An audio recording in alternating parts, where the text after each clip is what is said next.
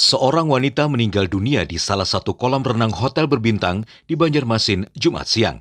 Berdasarkan informasi yang dihimpun, korban berinisial KW, warga Jalan Petran, Gang Rai Maha.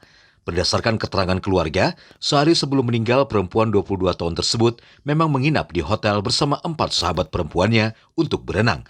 Bahkan korban sendiri diketahui senang dengan olahraga menyelam. Caranya cuma ingin berenang saja. Kebetulan tadi malam dia buka room di sana khusus untuk berenang pagi ini. Pagi ini berenang jam 11 tadi kita dapat kabar bahwa yang bersangkutan ini tenggelam, kemudian setelah itu dibawa ke rumah sakit UIN, kita dikabari sudah meninggal. Dia sama siapa Pak di Mercure? Ada temannya 4 orang sama-sama perempuan. Memang tujuannya untuk berenang aja Pak Alam? Tujuannya tidak ada lain selain berenang.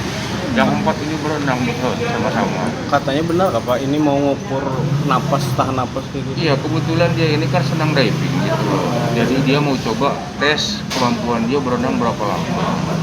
Tapi di video sama temennya, biar nanti dia bangun-bangun dari dalam ketahuan sekian lama saya bisa berenang. Tadi malam beli kacamata untuk berenang. Baru tadi malam dibelikan kacamatanya untuk berenang. Sementara itu pihak kepolisian akan melakukan penyelidikan terkait penyebab kematian korban. Penemuan mayat di Hotel Mercure.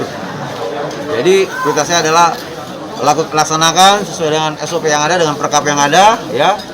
Penyelidikan dan penyidikan silakan saja kalau memang ada, ya kan, unsur-unsur pidananya. Proses, ya. Tapi kalau tidak ada, ya sudah. Ya kan, kita nanti melihat proses bagaimana proses penyelidikan itu. Ada CCTV segala macamnya, ada indikasinya.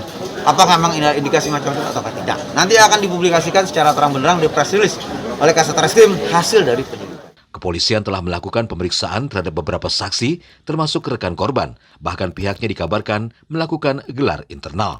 Dari Banjarmasin, Alif Hidayatullah, K1net.